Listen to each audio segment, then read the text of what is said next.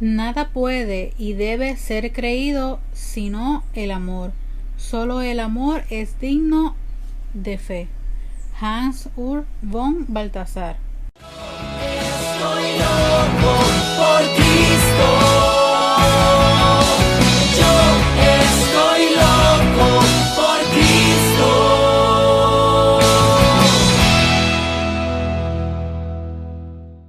¿Qué es la que hay, mi gente? Bienvenidos a este 8º episodio del podcast Yucat en arroz y habichuelas. Ya hoy estamos en el domingo de Ramos. Ya este sería el día 19 de nuestra cuarentena. Ya yo no sé ni en qué día estamos, pero todavía estamos en la cuarentena, lo que es la cuarentesma. La cuarentesma que hemos estado invitados a vivir, ¿verdad? Una cuaresma y una Semana Santa en un marco totalmente diferente, desde nuestros hogares completamente. Y hoy Domingo de Ramos también nosotros lo celebramos de manera especial. Colocamos una rama en nuestro hogar y también pues pudimos vivir la Eucaristía a través de las redes, ¿verdad? Que es la única forma en la que podemos pues celebrar este momento tan especial de lo que es la Eucaristía en nuestros hogares. Muy bien, así que hoy estaremos discutiendo los puntos 23 al 25, pero antes le queremos agradecer por los comentarios, ¿verdad? Y la gran acogida que hemos tenido en los primeros 7 episodios de este podcast, que nos han escrito, mira, hemos puesto a los frailes a escuchar el sí. Podcast y sacerdotes, ¿verdad? Han estado escuchando este podcast del catecismo de la iglesia para los jóvenes, y eso nos llena de mucha alegría. Porque el propósito de esto es pues aprender juntos también y que con sus comentarios, con sus ideas y sugerencias pues nosotros también podamos crecer. Y antes de comenzar, quiero recomendarles, para que no se me olvide, lo que es la página Revolución Provida, que es una página hermana nuestra, ¿verdad? Nació como fruto de la página de Pegatólico y queremos recomendársela para que la sigan. En Instagram es Revolución Provida PR y en Facebook Revolución Provida. Así que entonces ahora vamos a comenzar con los puntos 23 al 25, que el primero, ¿qué dice? El punto número 23 dice: ¿hay contradicción entre la fe y la ciencia? Y la respuesta es: no hay contradicción irresoluble entre fe y ciencia, porque no puede haber dos verdades. También nos dice: no existe una verdad de la fe que pudiera estar en conflicto con una verdad de la ciencia. Solo hay una verdad, a la que se refieren tanto la fe como la razón científica. Dios ha querido tanto la razón, mediante la cual podemos conocer las estructuras razonables del mundo, como ha querido también la fe. Por eso la fe cristiana fomenta y potencia las ciencias naturales. La fe existe para que podamos conocer cosas que, aunque no son contrarias a la razón, sin embargo, son reales más allá de la razón. La fe recuerda a la ciencia que no debe ponerse en el lugar de Dios y que tiene que servir a la creación. La ciencia debe respetar la dignidad humana en lugar de atacarla. La fe y la ciencia. Nos dice en este punto que no puede haber una riña entre fe y ciencia, porque es una verdad, ¿verdad? Porque no pueden haber dos verdades diferentes. Porque entonces la fe y la ciencia se complementan una con la otra. Exacto. Lo que es la Iglesia Católica apoya y ha aceptado teorías que ha hecho la ciencia, ¿verdad? Que ha descubierto la ciencia. Son teorías, y la Iglesia, pues, como fe, ¿verdad? Como la fe católica, pues entonces ha cogido todo eso. Porque la fe está por encima de la razón, pero no se anteponen, o sea, no se contradicen, sino que se complementan, porque pues lo que está descubierto por la ciencia pues va más allá de eso, porque Dios mismo ha creado tanto la fe como la razón. Entonces pues no hay ninguna oposición porque es un solo Dios.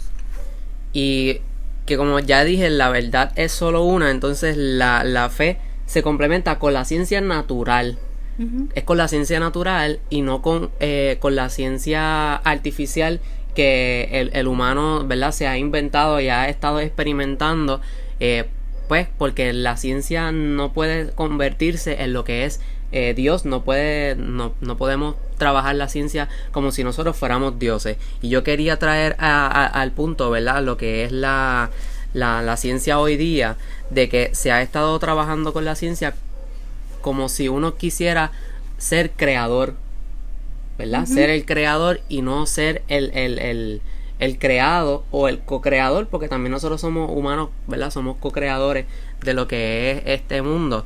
Y como se ha venido escuchando, ¿verdad?, en los últimos años, ya lo que es el aborto, la inseminación artificial, esas son, ¿verdad?, son maneras de practicar la ciencia, pero no la ciencia natural. Porque sabemos que la ciencia natural, pues, con relación a lo que es el nacimiento, la concepción, ¿verdad?, pues es una ciencia natural, o sea, parte del cuerpo humano, que hay un humano, ¿verdad?, dentro del vientre de las mujeres, y que se debe dar el derecho a la vida como nos han dado a nosotros. Y igual con lo de la inseminación artificial, es cuando ¿verdad?, se insemina lo que es el espermatozoide y el óvulo de forma artificial, no de forma natural. Y pues ahí se está haciendo una práctica no natural de la ciencia, y no está bien vista, ¿verdad?, por lo que es nuestra fe, porque no es lo que ha dictado Dios. Quería traer ese punto porque me pareció súper importante dialogarlo en este punto que habla sobre la fe y la ciencia. Seguimos para el próximo punto, el 24. ¿Qué tiene que ver mi fe con la iglesia? Nadie puede creer por sí solo, como nadie puede vivir por sí solo. Recibimos la fe de la iglesia y la vivimos en comunión con los hombres con los que compartimos nuestra fe. La fe es lo más personal de un hombre, pero no es asunto privado. Quien quiera creer tiene que poder decir tanto yo como nosotros, porque una fe que no se puede compartir ni comunicar sería irracional. Cada creyente da su asentimiento libre al creemos de la iglesia. De ella ha recibido la fe. Ella es quien la ha transmitido a través de los siglos hasta él, la ha protegido de falsificaciones y la ha hecho brillar de nuevo. La fe es, por lo tanto, tomar parte de una convicción común. La fe de los otros me sostiene, así como el fuego de mi fe enciende y conforta a otros. El yo y el nosotros de la fe lo destaca la Iglesia empleando dos confesiones de la fe en sus celebraciones: el credo apostólico, que comienza con creo, y el credo de Nicea Constantinopla, que en su forma original comenzaba con creemos. Este punto pues nos comienza diciendo que la fe es un acto personal, pero a la misma vez no es para vivirlo yo solo. O sea, la fe sí es algo personal porque habla de mí, pero no se puede vivir si no es en comunidad. Y que nos dice que entonces de la iglesia que hemos recibido esa fe, porque a través de los años, ¿verdad? La iglesia la componemos tú, yo, los sacerdotes, los religiosos, todos somos iglesia, todos los bautizados somos iglesia. Y es de la misma iglesia que nosotros hemos recibido esa fe, que se nos ha transmitido a nosotros a través de los años, ¿verdad?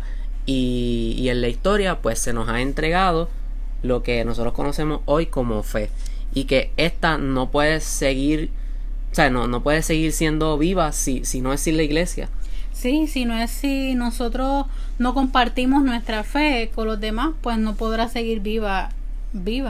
Entonces la fe, que sí es un don de Dios que nos los regala, ¿verdad? Un don es un regalo, pero este regalo se nos da también a través de los demás. Así que si vivimos la fe solo, pues no podemos compartir ese mismo regalo que hemos recibido con demás que pues no conocen a Dios.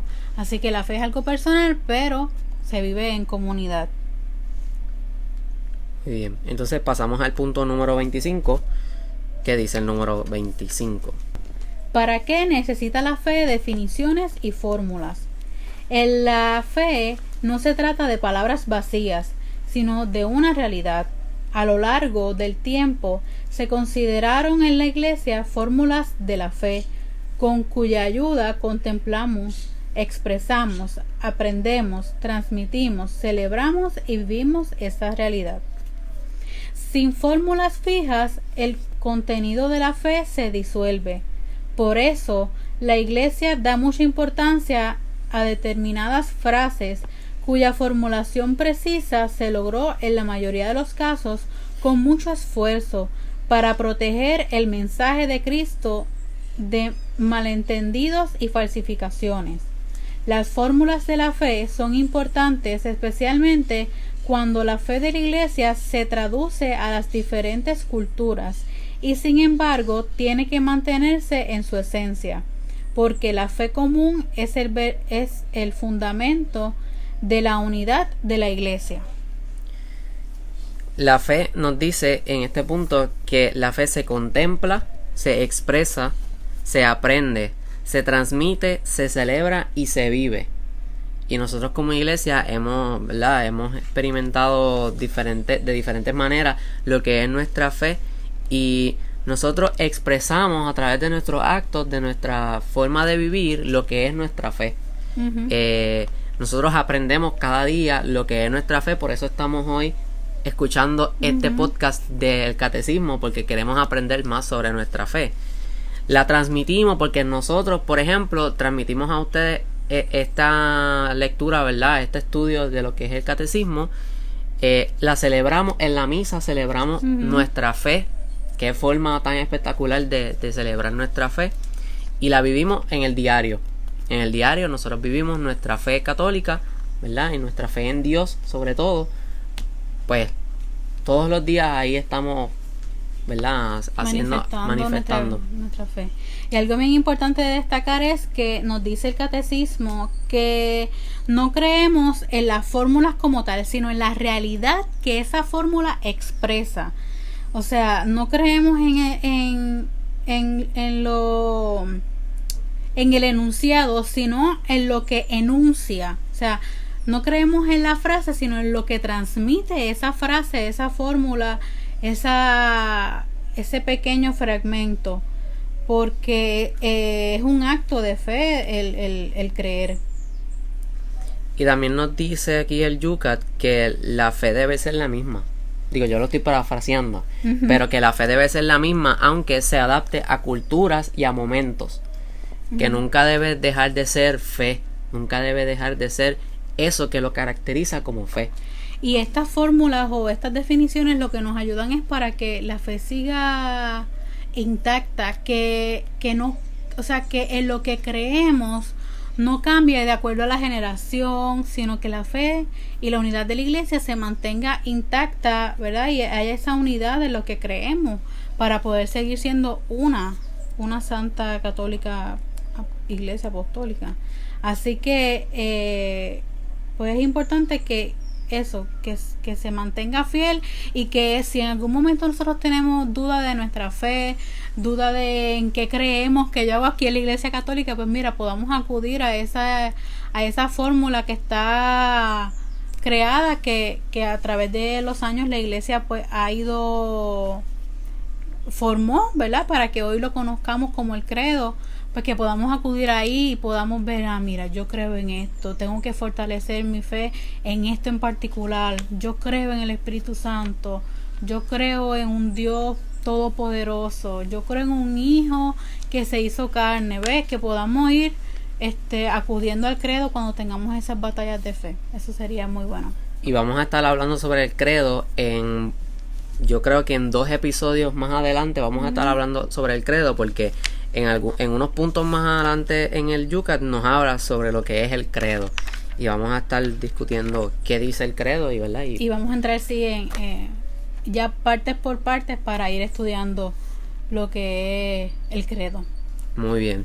Y entonces yo quería traer al punto lo que vivimos en la JMJ en Panamá, de que vimos que la cultura indígena adaptaba, ¿verdad? A su cultura, por decirlo así, lo que es la fe católica, y vimos que ellos hacían sus cánticos, sus sus formas de, ¿verdad? De vivir la fe y de conectarse con Dios, pero a través de lo que es su cultura.